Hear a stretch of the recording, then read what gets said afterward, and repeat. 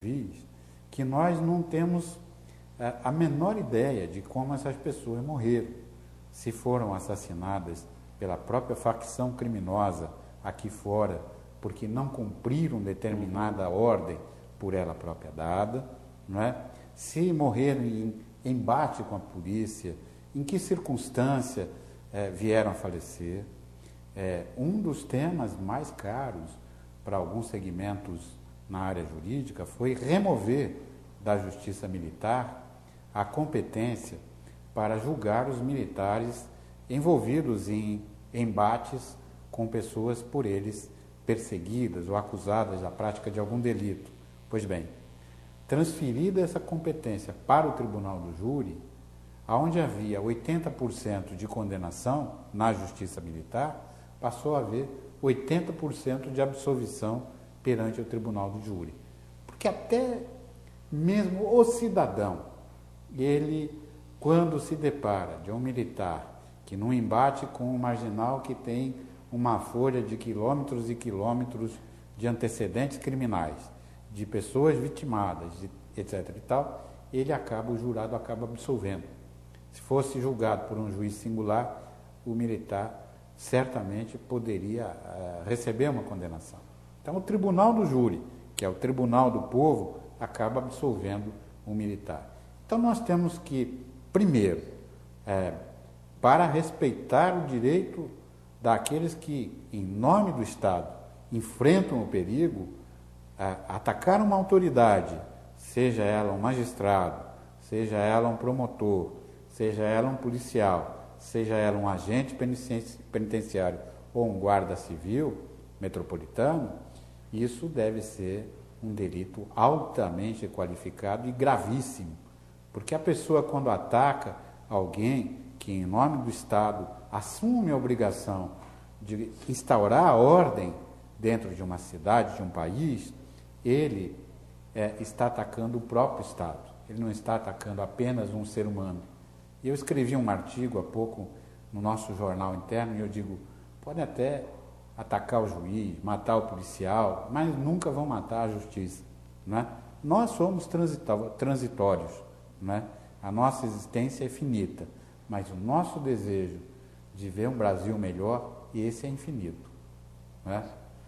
Doutor Amorim, pegando o gancho do doutor Calandra aqui, a Pamages tem se preocupado muito com a segurança dos juízes no estado de São Paulo, em especial depois daquele bárbaro assassinato do juiz e presidente Prudente, o doutor Antônio Machado, né, vitimado, ao que tudo indica, também por essa parcela da facção criminosa.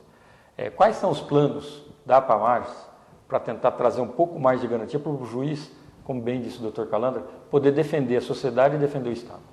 Nós sempre, aqui na Pamages, e como magistrados também, sempre pensamos na segurança do magistrado, porque o magistrado é uma pessoa vulnerável, ele é um ser humano que tem sua vida normal, junto ao público, etc., e tem esse problema de ser obrigado, pela própria condição da sua profissão, a julgar o semelhante.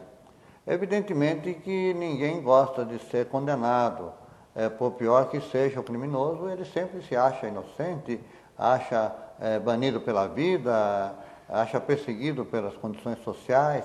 Então ele sempre tem no juiz, aquele que condena, vamos dizer, uma espécie de um inimigo, não é verdade?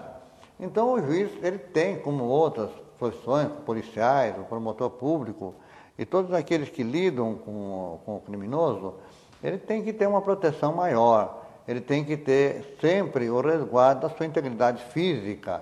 Então, a PAMAGES sempre se preocupou com isso. E nós tivemos, por exemplo, nesses últimos lamentáveis episódios que houve, tomamos providências imediatas para que a polícia cobrisse os fóruns que estavam sendo ameaçados, os juízes que estavam sendo ameaçados por quadrilhas, etc. Aqui em São Paulo, por exemplo, nós tomamos todas as providências para que houvesse uma cobertura imediata dos próprios, públicos, da própria Justiça, e tivemos também a colaboração do próprio Tribunal de Justiça, que nos cedeu policiais para que fizéssemos esse resguardo. Evidentemente, tudo isso aí deve-se exatamente a esse sistema que se instaurou no Brasil, de pouca atenção ao criminoso. E só agora, depois de um fato consumado, é que se torna agora como um fato a ser debatido pela sociedade. Coisa que nós devíamos ter já pensado há muito tempo atrás, para evitar essa tragédia toda que houve. Nós temos então o problema do policial. O policial é uma pessoa, como outra qualquer, que exige que haja essa proteção. E o policial tem uma diferença com o criminoso. O criminoso ninguém sabe quem é criminoso, porque não está escrito na testa dele que ele é um criminoso. E o policial não, ele está com a sua farda, ele está andando na mira, então o criminoso sabe quem atacar. Tá, doutores, eu vou pedir licença para os senhores. Nós vamos para um rápido intervalo e voltamos já já. Estamos de volta com Frente a Frente com a Justiça e, nessa oportunidade, recebendo 2 especialistas da magistratura do Estado de São Paulo, o Dr. Calandra e o Dr. Amorim. Dr. Calandra, o que falta efetivamente para a pena ser verdadeiramente aplicada no Brasil e para corrigir o preso se nós estamos no caminho certo? Bom, o que eu quero dizer, eu não me julgo assim um especialista em direito penal, eu sou apenas um magistrado antigo, como é o presidente Sebastião Amorim. E atualmente não estou na seção criminal do Tribunal de Justiça, onde já tive a honra de estar, inclusive no TACRIM, Tribunal de Alçada Criminal.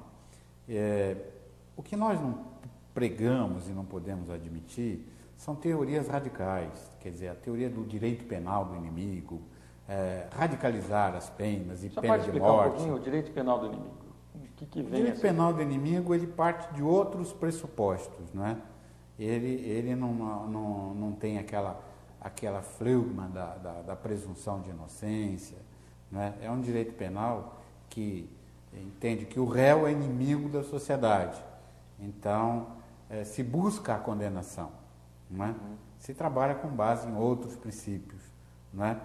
É uma teoria que para a Alemanha é muito boa, porque está trabalhando com alemães, com pessoas de outra formação, com outra sociedade, em que no Brasil não teria respaldo.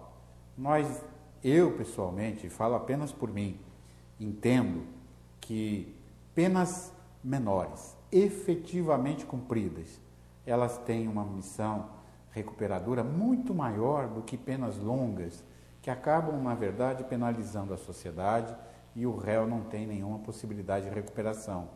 O problema é você produzir um lixo humano que depois você não tem onde pôr. Você não pode manter na prisão, porque a pena acabou, e não tem como devolver para a sociedade, porque a sociedade não aceita.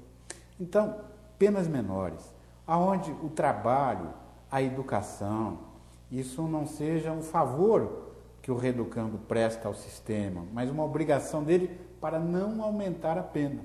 Não é? Nós, por exemplo, se nós faltamos no trabalho, nós perdemos o nosso salário. Se nós permanecemos afastados, aquele tempo será descontado. Não é?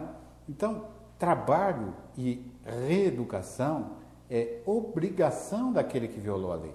Então, nós temos que trabalhar com esse parâmetro. Além de 9.099, que foi engendrado por 2 baluartes da magistratura, o desembargador Pedro Galhardi e o professor Marco Antônio Marques da Silva, o primeiro embrião da Lei 9.099, a transação penal italiana, foi idealizada por eles.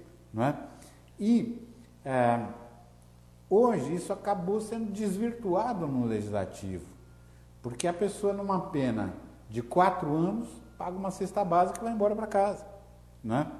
Então, o que nós precisamos... Para penar com 4 anos é um crime grave, né? É um crime grave. Então, nós precisamos... Atentado à bomba, pena máxima 6 anos. Se o réu é primário, você é obrigado a dar 4 anos. Portanto, o que nós precisamos é, para certos tipos de delito, ter penas maiores, penas menores para o criminoso primário, efetivamente primário. Outra coisa, nós no judiciário julgamos um réu sem rosto, porque a identificação fotográfica, o perfil psicológico do réu no processo é absolutamente nenhum. Nós trabalhamos apenas com os depoimentos, com aquilo que está nos autos. E, em regra, não há, agora, a Secretaria de Segurança em São Paulo